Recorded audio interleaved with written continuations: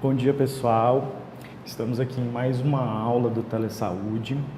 Hoje iremos falar sobre colagem de fragmento e para todos os cirurgiões dentistas, do estado que estão acompanhando as teleaulas, é importante lembrar que continuamos com a nossa comunicação, diária através das teleconsultorias e cada aula, que a gente vem aqui conversar um pouco com vocês. É sempre importante a gente lembrar a respeito desse canal de comunicação que a gente tem através do Telesaúde e para o esclarecimento de dúvidas, a troca de ideias mesmo, independente da área de atuação, dentro da clínica odontológica, é muito importante esse nosso contato.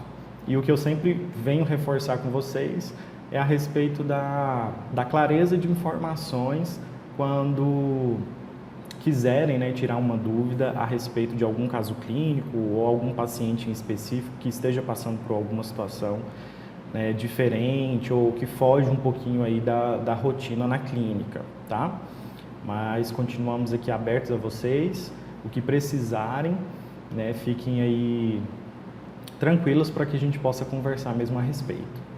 A nossa aula de hoje vai ser sobre colagem de fragmento dental na clínica odontológica, que é um procedimento relativamente comum.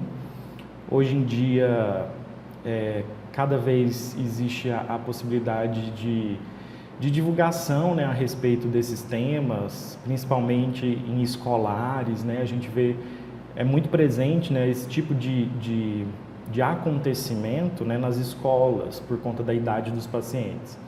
Então, existe hoje uma divulgação maior dentro das escolas a respeito de como proceder, quando um paciente ele sofre algum trauma e vem a fraturar um elemento dental e como que a gente procede em relação a isso, ok?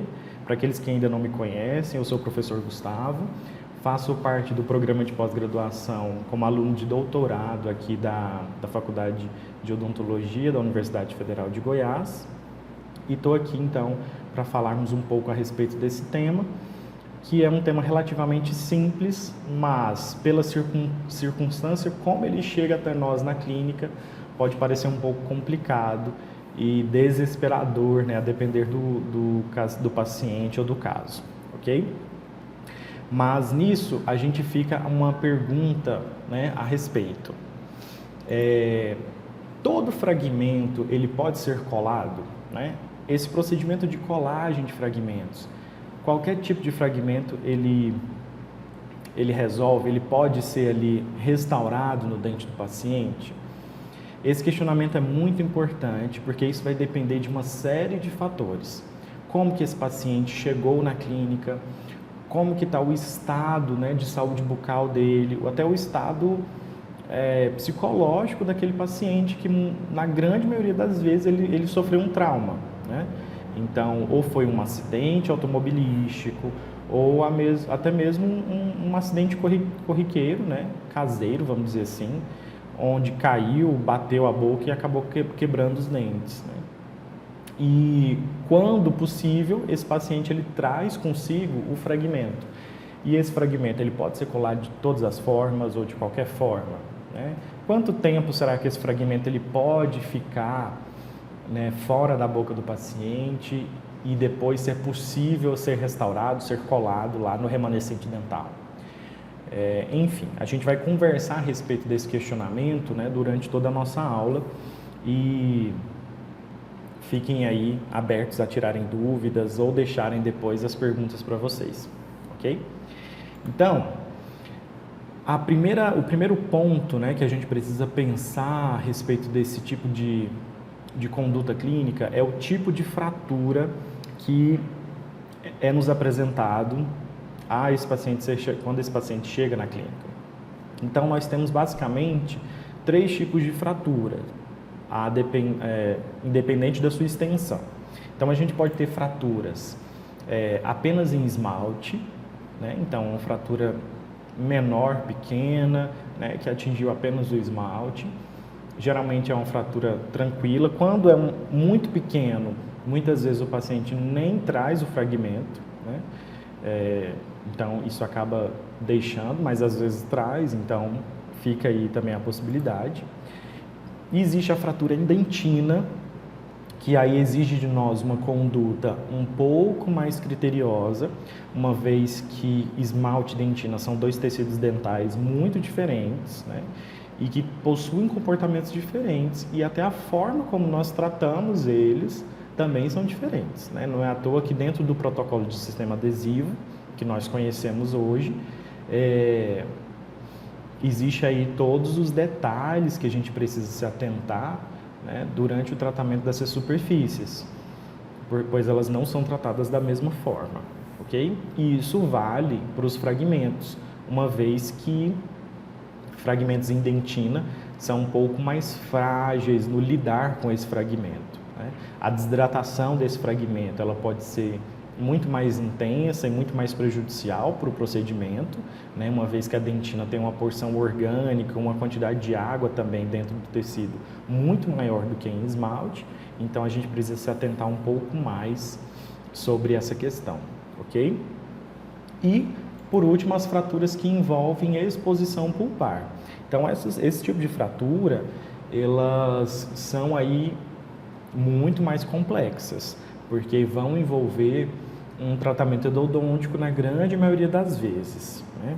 Então, se a gente teve uma exposição muito pontual em um paciente jovem, né, que não tinha nenhum tipo de comprometimento pulpar, então a gente pode aí pensar em um capeamento pulpar, né, uma proteção pulpar, né, a depender do caso. Mas se essa exposição ela foi extensa, se essa exposição é um paciente não tão jovem, então as chances da gente necessitar realmente de fazer um tratamento endodôntico para esse paciente são muito grandes, né? São bastante necessárias, ok? Então, tendo em vista esses 3 tipos de fratura, isso vai nos levar a diferentes condutas, ok? Lembrando que o procedimento em si, né, de colagem, que vai ser o enfoque principal da nossa aula de hoje, ele é o mesmo, independente do caso, tá? Mas até chegar nesse procedimento de colagem, a gente precisa aí ter essas condutas prévias para saber como proceder, ok? Então, nessa imagem a gente pode ver aí 6 tipos de acontecimentos que podem acometer os nossos pacientes. Então, a gente pode ter, primeiro, aquela fratura envolvendo só esmalte, como a gente já falou, que é uma fratura mais simples, muitas vezes bem pequena, na grande maioria das vezes envolve ali o ângulo incisal. Nem sempre o paciente vai trazer esse fragmento, por ser um fragmento pequeno, né? E aí fica a cargo do cirurgião dentista mesmo apenas uma restauração direta com resina composta nesse dente, ok? Mas, caso o paciente traga, o procedimento de colagem ele pode acontecer, né? Sem grandes problemas. Depois a gente tem a fratura que envolve dentina, onde vai ser uma extensão um pouco maior, e aí também pode acontecer, podemos realizar o procedimento de colagem tranquilamente, mas é necessário nos atentarmos muito à questão da desidratação do fragmento, tá? E aí eu vou falar para vocês mais a respeito quando a gente estiver seguindo aqui na aula mais para frente. E por último a gente tem a exposição a fratura com exposição pulpar. Nesse caso, a fratura com exposição, aí ela vai ser um pouco mais delicada, porque envolve todas essas questões de tratarmos primeiro a polpa do paciente, para depois fazermos o procedimento de colagem. Lembrando que é possível sim fazermos a colagem de um fragmento com uma extensão muito grande, até mesmo nesse 4º caso, onde a gente enxerga ali toda uma fratura de coroa, basicamente, né? Com exposição pulpar, é lógico, né? Mas é possível ainda assim nós reutilizarmos essa coroa, fazendo muitas vezes a instalação de um pino intraradicular, né? Um retentor intraradicular dentro dessa raiz e cimentando ali essa mesma coroa, caso haja adaptação, né, dessa coroa fraturada, ok? Então, também temos essa possibilidade. E nos outros 2 últimos casos da imagem, nós já vamos ver uma fratura a nível radicular, o que aí é muito mais complexo, porque nesses casos, na grande maioria das vezes, o paciente acaba perdendo o elemento dental, né? E nem sempre é fácil a gente identificar esse tipo de fratura, né? Porque uma radiografia periapical simples, às vezes pode mascarar essa fratura e a gente não identificá-la. Então, é necessário usarmos algumas técnicas radiográficas aí, né, para tentarmos identificar esse tipo de fratura. Então, sempre quando nós vamos solicitar um exame radiográfico, né, numa clínica radiológica, por exemplo, é muito importante nós descrevermos a situação clínica, porque muitas vezes o radiologista lá da clínica, sabendo de uma informação como essa, por exemplo, esse meu paciente sofreu um trauma, existe um risco de fratura radicular, então eu estou solicitando essa radiografia para verificar se houve realmente esse tipo de fratura, enfim, né, para termos aí uma conduta clínica mais assertiva. E sabendo disso, né, o radiologista da clínica radiológica, ele pode se utilizar de algumas técnicas específicas, né, para a obtenção da imagem, que pode nos ajudar a identificar melhor essas fraturas, ok? Mas nos 3 últimos casos, como essa imagem mostra, nós iremos precisar fazer um tratamento endodôntico, tá? Nesse caso é essencial por ser uma fratura muito extensa, ok? Então vai ser primeiro necessário tratar o canal desse paciente para depois fazermos o procedimento de colagem, tá joia? E aí, como eu comentei com vocês, na grande maioria dos casos, é esse tipo de paciente que nós iremos enfrentar ou que iremos atendê-lo, né? Que são os pacientes, né, pediátricos, odontopediátricos. Então, como lidamos com esse tipo de paciente? Geralmente, as crianças elas são muito acometidas por esse tipo de fratura, né? Pela questão da idade, pela questão da própria vivência ali da criança, muitas vezes no ambiente escolar, no momento ali do intervalo, do recreio, onde as crianças estão lá correndo para lá e para cá, de repente cai, ou até mesmo dentro de casa, né, no final de semana, acaba caindo e existe essa fratura, né?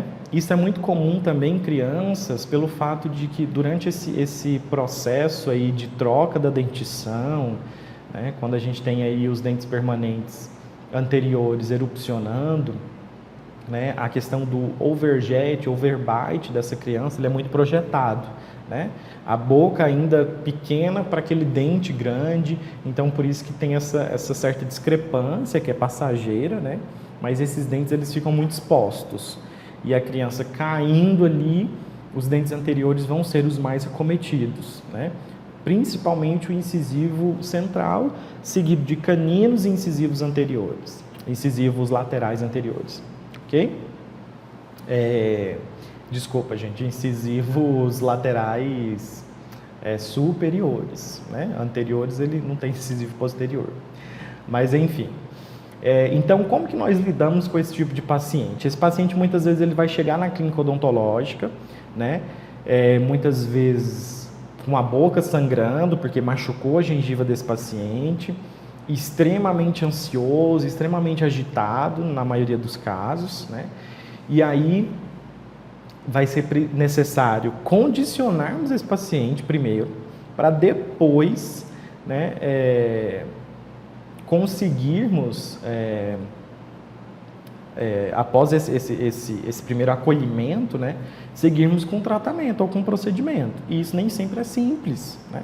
Porque, como eu expliquei, esses pacientes eles vão chegar em condições não muito agradáveis, né? O paciente vai chegar muito agitado, muitas vezes o pai ou a mãe que acompanha essa criança está igualmente ansioso, agitado, né? Preocupado com a situação, né? Geralmente, o tecido gengival ele vai estar, às vezes, né, bem machucado, sangrando, então, muitas vezes não se identifica de onde vem aquele sangue. Enfim, muitas vezes o lábio desse paciente é machucado, corta, junta a língua, porque ele caiu e mordeu a língua, enfim, pode ser uma confusão. Mas é muito claro, deixarmos muito claro aqui, que primeiro, nós acolhemos este paciente, né, conversamos, acalmamos, enxágua a boca desse paciente lá, né? Deita ele na cadeira, deixa ele tranquilo, e aí com calma a gente vai seguindo e tentando, de certa forma, verificar ali a que situação que se encontra aquele paciente, né? Que tipo de fratura que foi, se houve ou não houve exposição pulpar, se aquele sangramento ali é apenas gengival, ou houve algum outro corte, alguma outra, né, dilaceração de tecido ali que muitas vezes você não consegue enxergar de cara, ok? Mas é possível. Outro detalhe muito importante, quando esse paciente chega, é verificarmos a qualidade desse fragmento. Então, esse fragmento dental, como que ele se encontra? Né? Ele se encontra hidratado, completamente desidratado, completamente fraturado em porções menores.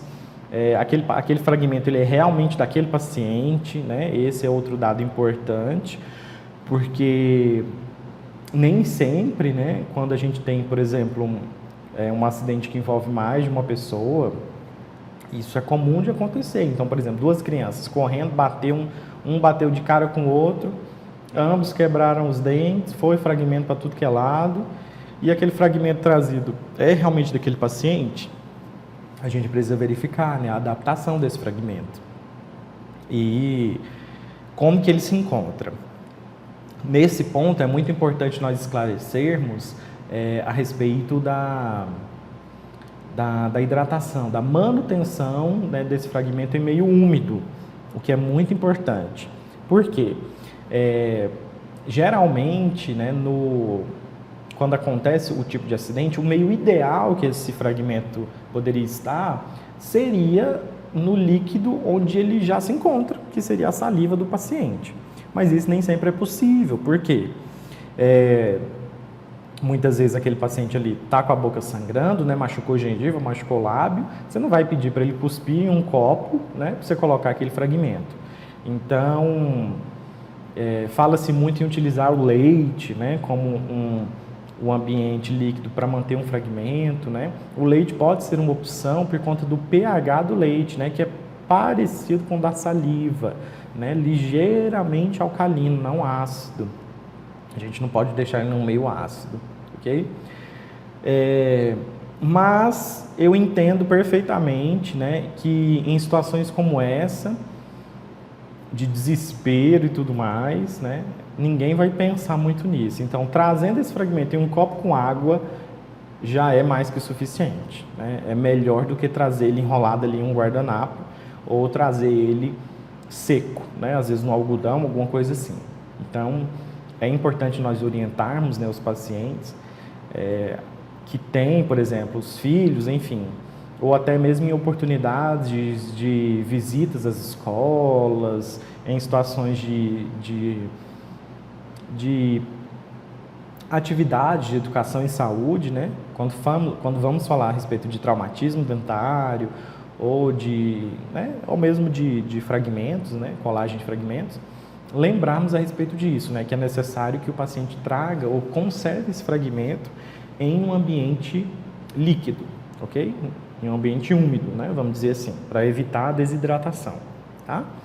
Então, de que forma que a gente vai manejar esse fragmento, né, na situação clínica? Então, a gente precisa verificar a adaptação, verificar a desidratação, a que nível que se encontra essa desidratação, né, para que aí a gente possa prosseguir com o procedimento em si.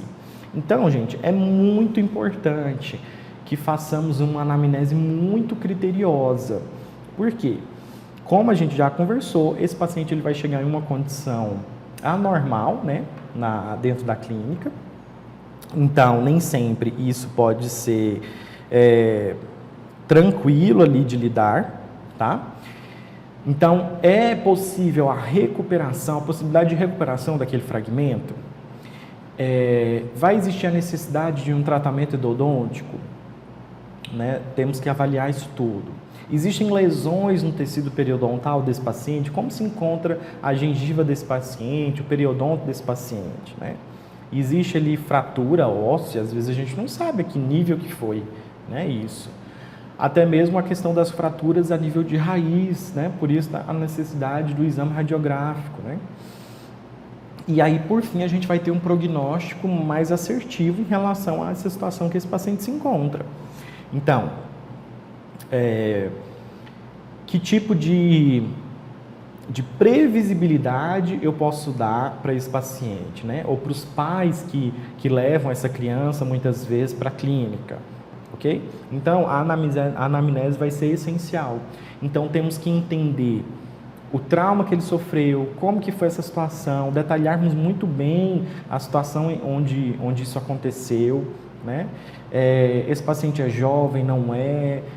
Como que foi a extensão dessa exposição pulpar, se houve exposição pulpar, né? É possível fazermos uma proteção ali direta de uma pequena exposição, ok? Então, sabendo a respeito disso tudo, investigando isso com muita clareza, tá? Aí a gente pode prosseguir no procedimento, tá? E aí, essa avaliação, que é extremamente complexa, como eu expliquei para vocês, existe então essa necessidade de investigarmos a fundo toda a história que envolve a fratura, consequentemente ali o trauma que o paciente sofreu, que levou à fratura, né? Então, nessa imagem, como a gente pode ver, é um paciente já adulto, onde a gente encontra diversos tipos de fratura. Acho que todos os tipos de fratura, né? Seja em esmalte, em dentina, com pequena exposição, com muita exposição. Então, no caso desse paciente que sofreu essa exposição muito grande, né? No incisivo central, né? Superior, o que a gente observa, né? A presença, né, deixa eu usar a seta aqui, a presença de uma lesão cariosa muito extensa, né? Então, esse paciente, ele tinha uma lesão de cárie já nesse dente, que já era um dente que já estava ali fragilizado pelo processo de destruição dentária, tá? E houve a fratura, né? A nível ali de coroa, basicamente, com uma exposição bem proeminente da polpa. Mas o que a gente observa nessa imagem? Que o sangramento, ele apresenta um sangramento, um vermelho vivo, né? Essa cor de sangramento também é muito importante, porque isso representa que a polpa está saudável, né? A um primeiro olhar, né? A gente não pode afirmar isso com toda clareza, mas isso é um bom sinal. Quando o paciente apresenta aqui aquela polpa ali necrótica, com aquele sangue bem escurecido, né? E a depender do caso também, gente, quando o paciente sofre o trauma e imediatamente acontece a exposição, né? E quanto tempo ele leva até chegar no atendimento odontológico, isso também é importante, porque nesse tempo vai se formar ali um coágulo, né? E aquele coágulo vai se apresentar para você escurecido, normalmente, porque aquele sangue ali coagulou, ok? Então, ele serve mesmo como um tampão ali, como uma barreira protetora para a polpa, né? Mas vai ser necessário, então, removermos, então, esse tampão, esse coágulo ali, para investigarmos em que situação que o paciente se encontra, tá? Mas no caso desse paciente, nós temos ali associado uma lesão de cárie, o que já não é tão favorável assim, porque vamos precisar remover essa lesão e aí fazemos, no caso, um tratamento endodôntico, né? Com certeza, por ser um paciente mais velho, e checar a adaptação dessa coroa, que já está ali a nível gengival, o que também não é bom, tá? Nos outros casos, a gente já tem fraturas ali a nível de dentinho e esmalte, que é mais tranquilo. E por fim, no incisivo lateral, onde houve uma pequena exposição pulpar, mas a fratura também foi bem extensa, né? A todo nível de coroa, o que também é mais complexo de ser tratado, ok? Mas isso tudo vai depender da situação em que o seu paciente vai se encontrar, da adaptação que esse fragmento que ele trouxe ou não se encontra do remanescente dentário. Então, são todos esses fatores. E o exame radiográfico, então, é essencial. Nós não podemos prosseguir nesse tipo de procedimento sem um exame radiográfico, ok? Por quê? Precisamos saber se houve algum tipo de fratura a nível radicular. E apenas o exame radiográfico vai nos mostrar isso, tá? Então, nessa imagem, a gente vê a fratura a nível ali de coroa, ok? Mas nem sempre eu consigo enxergar isso na clínica, porque muitas vezes o tecido gengival recobre essa fratura, então você não enxerga, ok? Em outras situações, a gente vai ter uma fratura a nível radicular, e eu também não vejo isso. Às vezes o paciente se apresenta com a mobilidade desse elemento dental, e essa mobilidade ela é devido a quê? Será que é apenas o tecido periodontal ali que foi agredido, né, devido ao trauma, então o paciente tem ali uma relativa mobilidade, ou isso é devido à fratura, enfim, a gente não sabe. Então, precisamos de um exame radiográfico, ok? Então, gente, vamos prosseguir, tendo em vista todos esses aspectos, vamos seguir então para o procedimento de colagem em si, né? Como que eu vou seguir no procedimento após todos esses exames, após identificar toda a situação? Ok, vamos prosseguir com a colagem, né? Como que eu faço isso agora, né? De que forma que eu procedo, ok? Então, estamos lá com essa vamos seguindo nas imagens. Então, nós temos aqui o paciente com, no caso, esse é um exemplo de manequim, né? Mas é para ficar mais fácil da gente seguir no protocolo. Então, nós temos aqui o remanescente dentário e o fragmento, né? Que aí já envolve dentina nesse caso, né? Pela extensão. Então, a primeira conduta é a necessidade de profilaxia, tanto no fragmento como no remanescente. Por que que isso é essencial?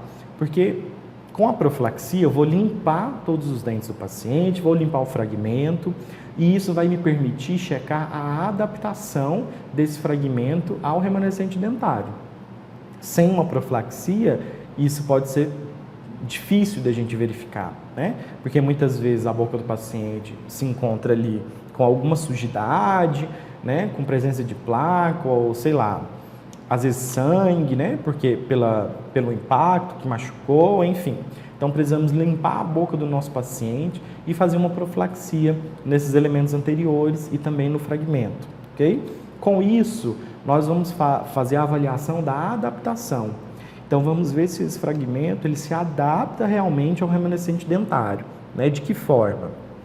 É necessário algum ajuste? É necessário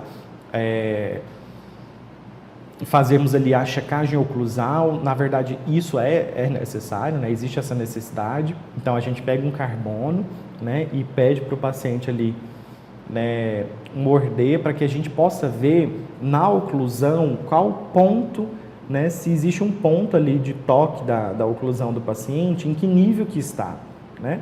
Se o toque ali, ele se dá, o ponto, né, de oclusão se dá no remanescente dentário, né, é melhor do que quando isso acontece no fragmento.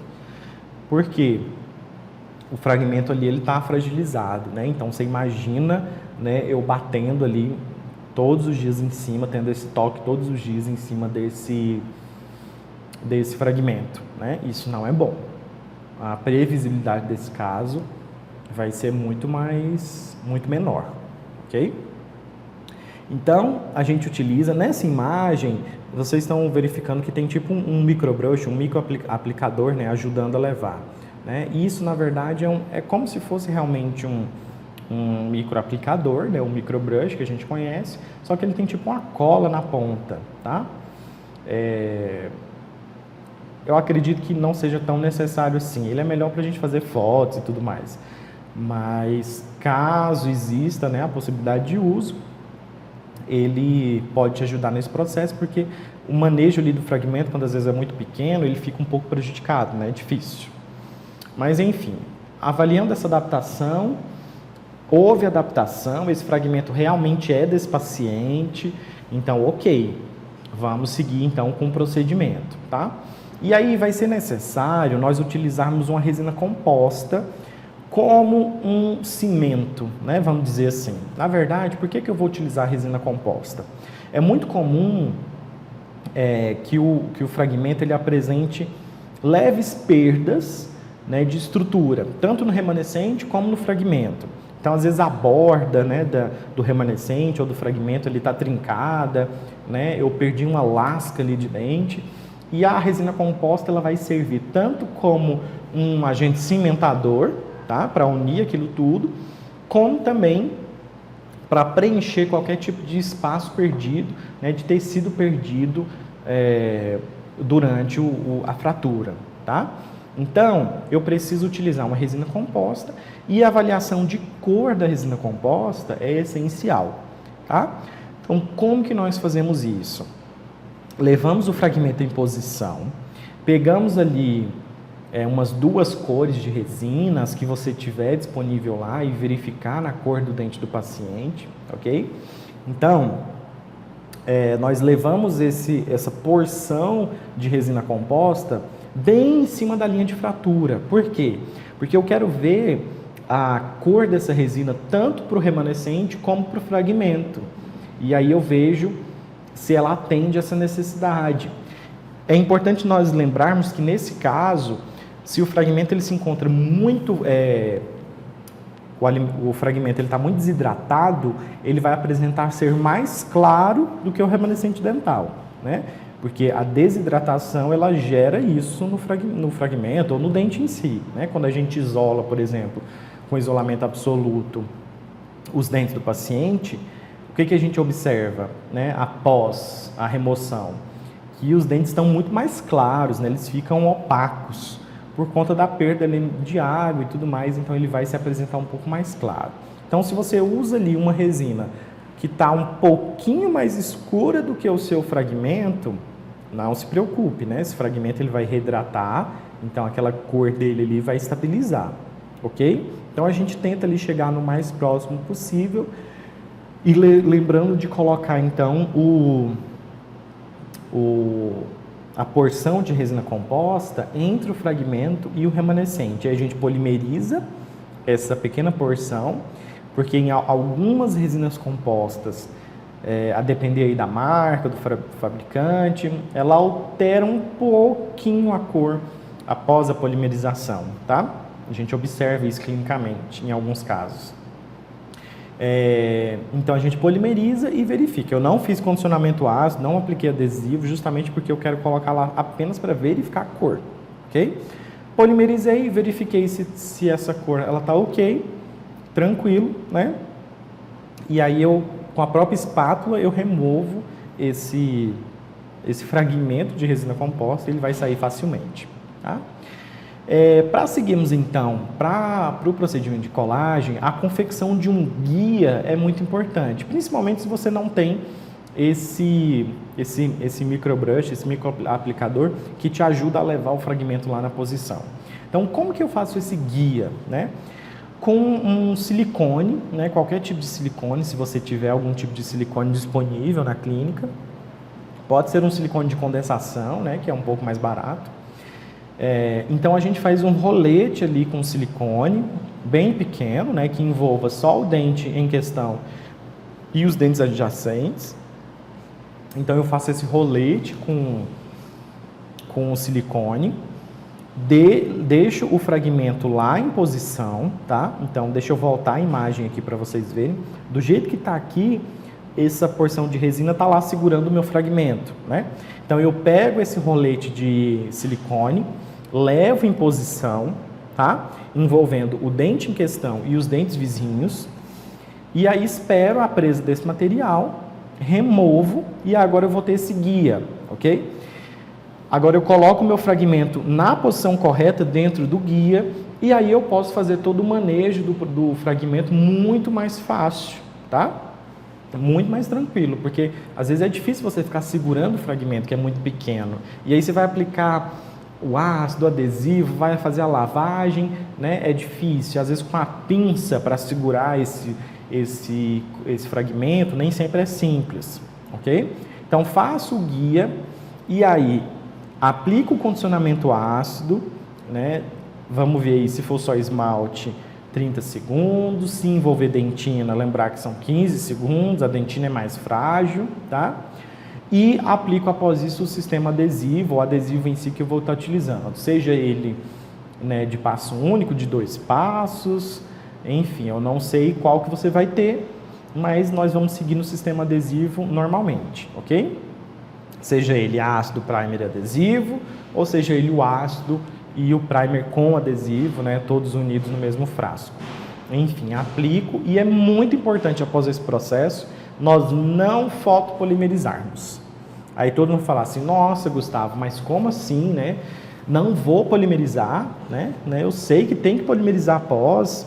Sim, gente, eu entendo, né? Mas o que acontece? Num procedimento como esse, a adaptação do fragmento ela é muito importante. Então, aquela fina camada de adesivo que eu apliquei, após a polimerização, isso pode prejudicar a minha adaptação do fragmento ao remanescente dentário, ok? Então, como eu não quero perder de forma nenhuma a adaptação, eu não vou fotopolimerizar o adesivo. Como se trata, né, de uma espessura fina, relativamente fina de dente, né, a luz ela vai passar por ali e vai acontecer a polimerização, tá? Após esse processo. Não se preocupem, ok?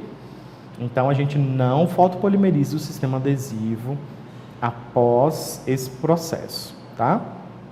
E aí, com os dentes bem isolados, ok? Eu faço a mesma coisa. Eu faço o condicionamento ácido no remanescente dentário, aplico o sistema adesivo, ok? Eu também não fotopolimerizo, tá? Porque senão eu vou perder a adaptação, tudo bem? E aí, levo a guia agora em posição. Só que antes eu aplico uma pequena porção de resina composta. Então, pega uma pequena porção daquela resina composta que você já tinha achado a cor, verificado a cor. Então, pego essa pequena porção, levo no fragmento ou no remanescente, isso aí tanto faz, né, o que você achar melhor, e levo o guia em posição.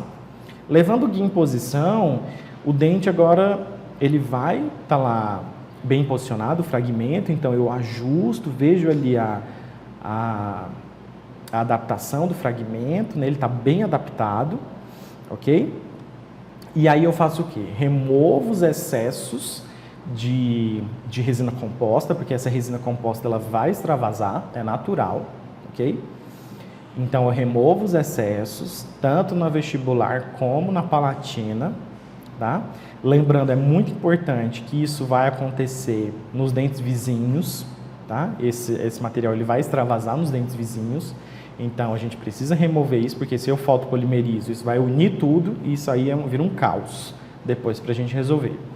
Só voltando na imagem, para vocês verificarem, nessa imagem, a gente protegeu os dentes vizinhos, né, com essa fita de teflon, ok? Essa fita de teflon, ela é muito versátil na clínica. Nada mais é do que o nosso famoso veda-rosca, ok? Só que esse veda-rosca aí, a gente chama ele de fita de teflon, que é uma fita de teflon, né? E ele pode ser utilizado como um isolamento mesmo para os dentes vizinhos, tá? Para que a gente não extravase, não una os dentes nas proximais, ok? Então, eu faço tanto isolamento absoluto com o lençol de borracha, do jeito que está na imagem, e isolo os dentes vizinhos, seja com a matriz de poliéster ou com a fita de teflon, tá? Então, tem essa fita de teflon na clínica que ela é muito versátil e ela pode ser amplamente utilizada. E aí, eu faço a aplicação da resina composta, checo a adaptação, removo os excessos, ok? Aqui nessa imagem, nós não vemos a fita de teflon, né? Mas deixem a fita aí, ok? Como ela é muito fina, ela não vai atrapalhar na adaptação, certo? Eu passo ela apenas uma vez, eu não fico enrolando os dentes vizinhos com essa fita, tá bom?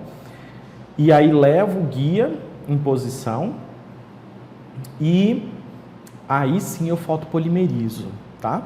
Então eu vou fotopolimerizar, pode ser depender da potência do seu fotopolimerizador, né? Eu aconselho aí 40 segundos na face vestibular e 40 segundos na palatina, ok? Então, tanto à frente como atrás, a gente vai polimerizar esse conjunto, ok? E aí eu vou fazer os ajustes. Então, eu vou remover excessos, eu vou fazer depois um acabamento e depois um polimento, né, desse procedimento, porque aí segue como procedimento restaurador convencional, tá? Removendo excessos, então eu passo o fio dental entre um dente e outro, checo o ponto de contato, se necessário, passo uma tirinha de lixa, ok? Sem problema algum, tá? E faço por fim um polimento e aí vejo novamente um ajuste oclusal. Então, verifico com o meu paciente, né, onde está tendo, se há um toque em dentes anteriores, ok? E se há esse toque, onde está acontecendo? Ele acontece esse ponto no remanescente, no fragmento ou sobre a linha de fratura. Então, isso pode acontecer. Então, a gente precisa verificar essa questão. Eu aconselho a gente fazer um leve desgaste, tá, na palatina, caso a gente tenha um ponto de contato muito proeminente no fragmento, porque isso aí pode prejudicar a durabilidade do nosso procedimento, ok? Então, a gente suaviza um pouco isso, você não remove completamente, tá? Para que o impacto sobre esse fragmento ele seja menor, ok? E aí, em alguns casos, nós temos um problema quando a gente finaliza o procedimento de colagem, que é a presença dessa linha de fratura.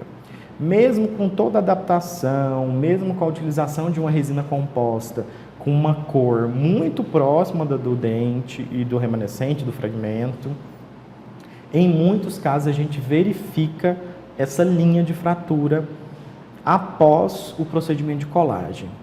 Então, como que eu faço com isso? Por se tratar de um procedimento relativamente estético, né? Então, eu não posso deixar aquela linha de fratura, né, no dente anterior do meu paciente. Isso fica muito visível, ok? Então, eu vou ter que confeccionar ali um bisel, tá? Como que eu faço isso? Então, nós utilizamos uma ponta diamantada esférica e vamos passar essa ponta diamantada esférica por toda a linha de fratura, tá? Aquela linha que está sendo exposta, que você está verificando após o procedimento.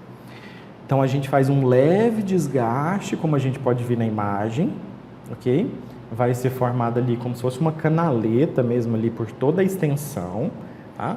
Se você não verifica isso em toda a extensão vestibular, apenas em uma parte, né? Faça esse desgaste muito pontual, faça esse desgaste apenas onde realmente é necessário, ok? Então, eu passo toda a ponta diamantada por essa linha, faço esse pequeno desgaste e aí segue esse procedimento como um procedimento restaurador convencional.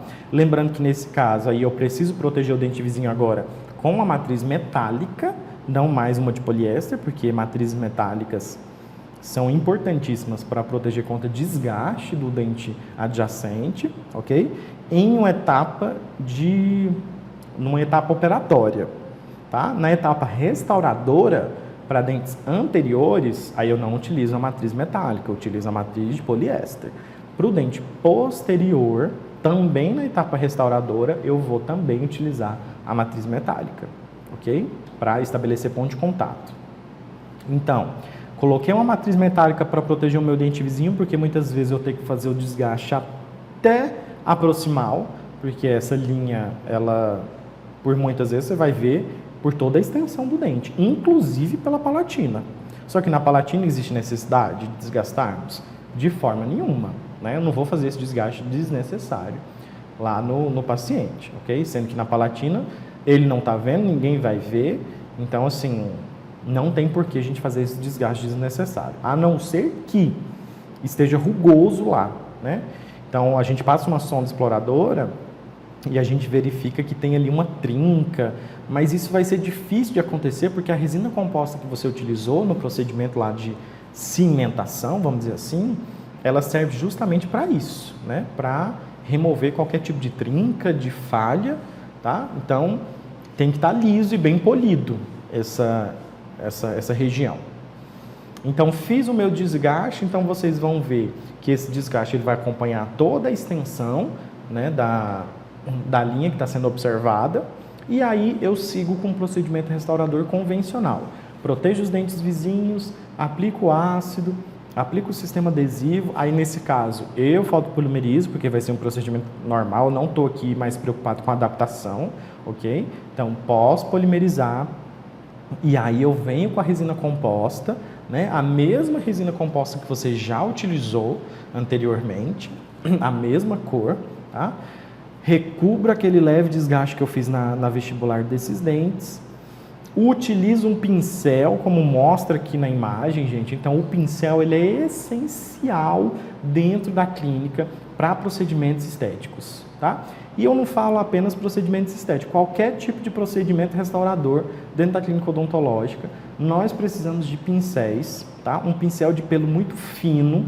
Então, os pincéis que a gente encontra nas dentais, eles são pincéis muito bons, né? Só que são pincéis bem caros. Então, nós podemos encontrar pincéis também muito bons, seja em papelaria, seja em lojas de maquiagem, nós encontramos pincéis muito bons. Lembrem que o pincel ele tem que ter o pelo relativamente curto, né? E fino. Então, ele tem que ser muito fino, tá? Um pincel de pelo muito grosso, ele vai atrapalhar ao invés de ajudar, porque ele vai arranhar a sua resina, tá? Então, o pelo do pincel bem fino, então eu utilizo ele para alisar os meus incrementos de resina, seja até mesmo em dente posterior. Então, colocou o incremento, alise o incremento com o pincel, tá? É essencial, isso aí deixa um resultado final muito melhor. Você ganha tempo depois, porque você não vai precisar fazer ali um acabamento, você não vai precisar fazer um polimento tão extenso, tão demorado, porque a sua restauração ela já se apresenta lisa, tá? Então isso te ajuda muito, você vai ter um ganho de tempo muito grande. E se tratando de dentes anteriores, isso é essencial, ok? Para que a gente evite desgastes desnecessários depois, né? E um tempo de cadeira que nem sempre você vai ter. Então coloque o incremento e alise com o pincel. Lembre sempre de utilizar o pincel em uma direção apenas e não ficar subindo, descendo para um lado e para o outro, porque aí você vai começando a bagunçar a sua resina ali, tá? Então utilize ele em uma única direção, né, para alisar mesmo esse incremento, essa resina, e vocês vão ver que resultado que vai ter, né? Eu sempre indico para todos os alunos, né, seja em curso, seja na graduação, para utilizar o pincel. Tá? Ele é essencial em qualquer tipo de procedimento restaurador. E aí, por fim, muito bem adaptado, muito bem liso essa resina, recobrindo todo esse desgaste que você fez, e aí você polimeriza, tá? E vai ter um resultado final que antes você observava a linha, agora você não observa mais essa linha de fratura, ok? Lembrando que esse dente dos slides é um dente de manequim, tá? Mas no paciente isso vai acontecer da mesma forma. Então, vamos tentar fazer isso, né, da melhor forma. Então, o desgaste pontual, apenas onde for necessário.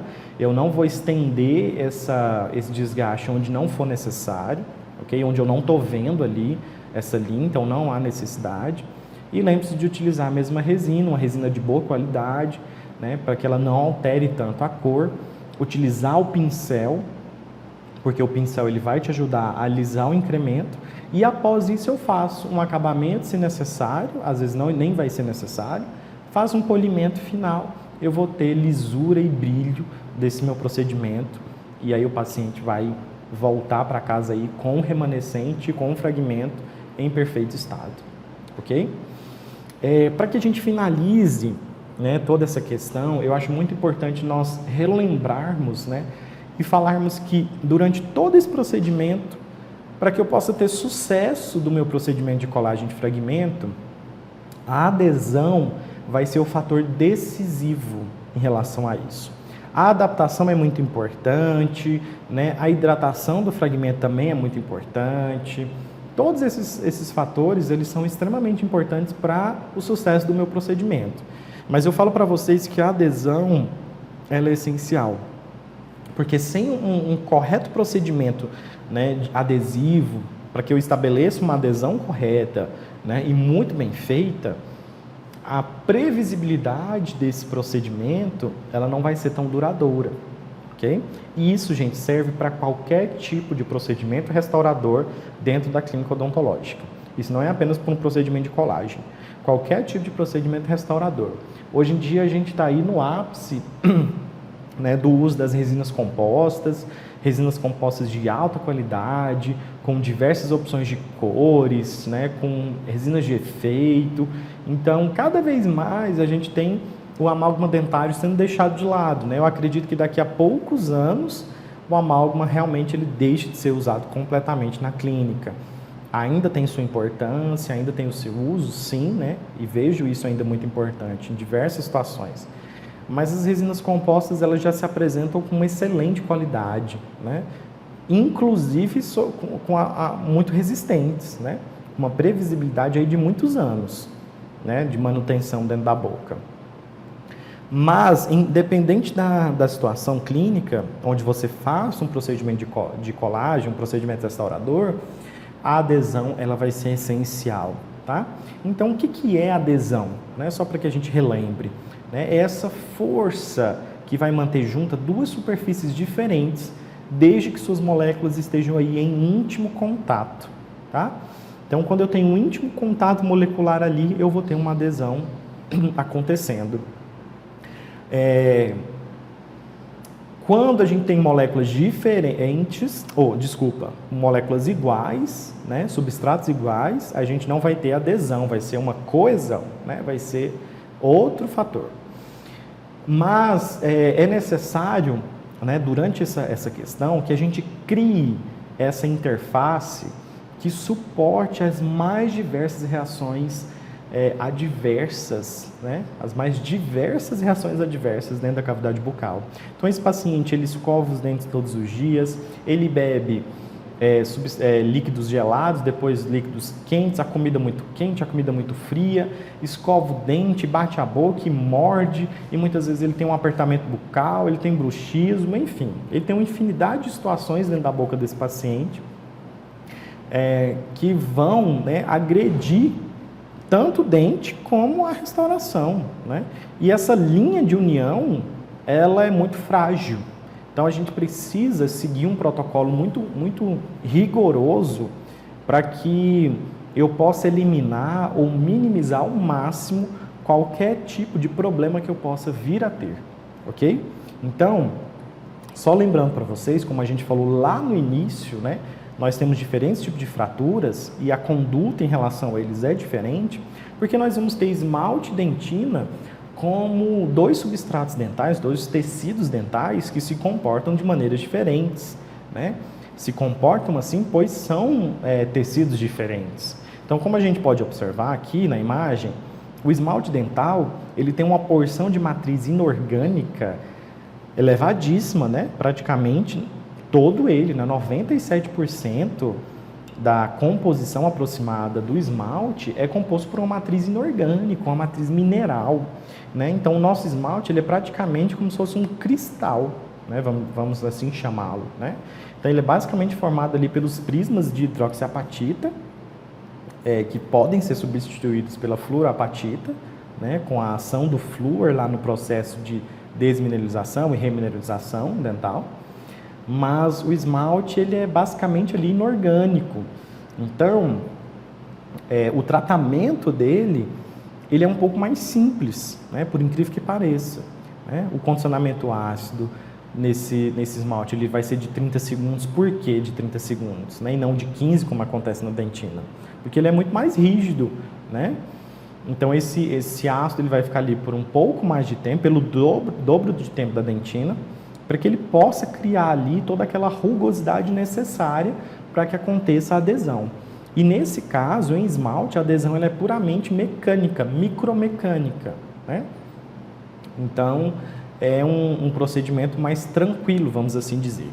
Já na dentina, eu tenho uma porção alta de matriz inorgânica, também de 70%, mas não tanto quanto no esmalte. A gente vê a presença de matriz orgânica muito presente e água também, por isso que a desidratação em fragmentos de dentina é muito mais fácil e muito mais prejudicial, porque a dentina ela é mais frágil nesse sentido, então a gente vai ter as fibras lá presentes nessa matriz orgânica, né, e todas as outras, e proteínas presentes nesse tecido, o que torna ele muito mais frágil e muito mais difícil de ser tratado num procedimento ali de colagem ou num procedimento restaurador, né? O manejo da dentina é muito mais complexo, ok?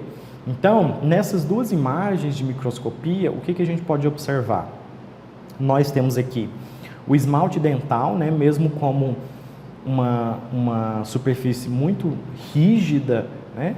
Onde a gente vê aí os prismas de esmalte, todos ali organizados. Então, para que eu possa condicionar esse esmalte, eu preciso de um pouco mais de tempo, né, para desgastar, para desmineralizar ali esse esmalte com a ajuda do meu ácido fosfórico. E, em contrário, eu vou ter ali do outro lado a dentina, que ela é bem mais frágil, ela é porosa, né? O que a gente observa na dentina? A presença dos túbulos dentinários, né, que tem ali, que levam a comunicação para a polpa. Ela desmineraliza muito mais fácil, né? Não é à toa que, por exemplo, a lesão de cárie demora para acontecer em esmalte, demora para progredir no esmalte. Quando chega na dentina, a progressão ela é muito mais rápida, né? Por quê? A dentina ela é muito mais fácil de ser destruída pelos subprodutos das bactérias cariogênicas. Então, ela vai ali destruindo esse tecido dental e os próprios túbulos dentinários ajudam ali como caminhos abertos, né, para levar aquela colônia de bactérias mesmo até a polpa, levando infecção pulpar e aí toda uma condição, né, muito mais agravante ao paciente.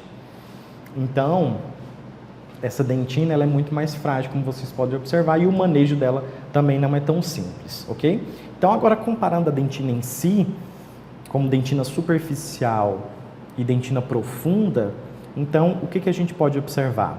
Uma dentina superficial, ela está ali mais próxima do esmalte, ela é mais tranquila, porque eu vou ter ali uma quantidade de túbulos dentinários muito menor e o diâmetro do túbulo também muito pequeno. Então, como vocês veem nessa imagem, eu tenho uma superfície com presença de poucos túbulos, ok? E o diâmetro do túbulo muito pequeno. E a adesão ela vai acontecer nesse espaço intertubular, né? Nessa superfície dental ali exposta, ok? Já numa dentina profunda, olha a diferença. Parece uma peneira, né? De tanto que ela é furada, né? Na verdade, essa dentina profunda, ela tem muito mais que o dobro, né? De quantidade de túbulos dentinários e o diâmetro do túbulo é muito maior. Então, eu tenho menos superfície dental ali de dentina exposta para que aconteça ali aquela superfície de contato e aconteça uma adesão mais efetiva. Então, a adesão em dentina, em dentina profunda, ela é ainda mais complexa, né? Então, quando eu tenho, por exemplo, uma fratura de fragmento muito profunda, né? Vamos dizer, por exemplo, que houve exposição pulpar, então aquela dentina ali próxima à polpa, ela se encontra dessa forma. Então, muito mais complexa, né? De ser tratada, de ser manejada. A dentina superficial, não. É muito mais tranquila, ok? Então, gente, sabendo desses detalhes, que muitas vezes passam desapercebidos, a gente não lembra isso na clínica, sabendo disso, a gente vai ter uma conduta mais assertiva, né? Então, eu preciso entender, né, dessas questões para que eu possa tratar esmalte e dentina da maneira correta, né? Então, se eu preciso deixar 30 minutos em esmalte, 15 segundos em dentina, é 30 e 15, não mais que isso, tá? Porque isso começa a degradar o meu tecido. E também nem menos que isso, porque menos também não é suficiente para que o ácido ele haja sobre essa superfície e deixe essa superfície, né, de uma maneira apresentável ou de uma maneira susceptível ao procedimento restaurador, ao procedimento adesivo, ok? Então, lembrem também da questão da dentina úmida e da dentina seca, né? Existem alguns estudos recentes falando a respeito estudos clínicos, né, de dentina seca e dentina úmida na previsibilidade da restauração, né? Isso ainda está sendo estudado, né? Acho que daqui a alguns poucos anos a gente vai ter aí novas condutas em relação a isso. Então, fiquem atentos a essas questões, né? Porque os protocolos estão começando ali a serem alterados, né? Algumas pesquisas recentes têm mostrado que não há diferença na dentina seca e na dentina úmida quando a gente faz ali o condicionamento ácido, depois a aplicação do sistema adesivo na previsibilidade e manutenção dessa restauração, ok? Então, eu deixo aqui para vocês o meu muito obrigado pela participação nessa aula, né? E fico aí aberto a qualquer tipo de questionamento que vocês tenham, as dúvidas. Deixo aqui o meu e-mail de contato, né, para que vocês possam mandar qualquer tipo de questionamento. Lembrando que eu estou também com um canal direto com vocês nas teleconsultorias. Então, a gente sempre recebe muitas perguntas, dúvidas, questionamentos, né, tipos de conduta. Até recentemente, nós recebemos uma dúvida a respeito de um procedimento de colagem, né? Por isso da ideia de trazermos essa aula aqui. Então, fica também aí aberto, né, para que vocês possam mandar sugestões de aulas. Então, Gustavo, seria interessante nós termos uma aula a respeito, né, enfim, de qualquer tipo de procedimento, de conduta, né, tipo de disciplina que vocês querem ver. Lembrando que a minha área maior de atuação é dentro da dentística e dos materiais dentários, né? Mas nós temos aí uma equipe aí de profissionais que pode ajudá-los em todas as áreas e eu tenho certeza que estão todos disponíveis, né, para ajudá-los da melhor forma possível, ok? Então, fica aí nosso contato, meu muito obrigado, espero ter ajudado vocês aí em mais uma teleaula, ok? Obrigadão.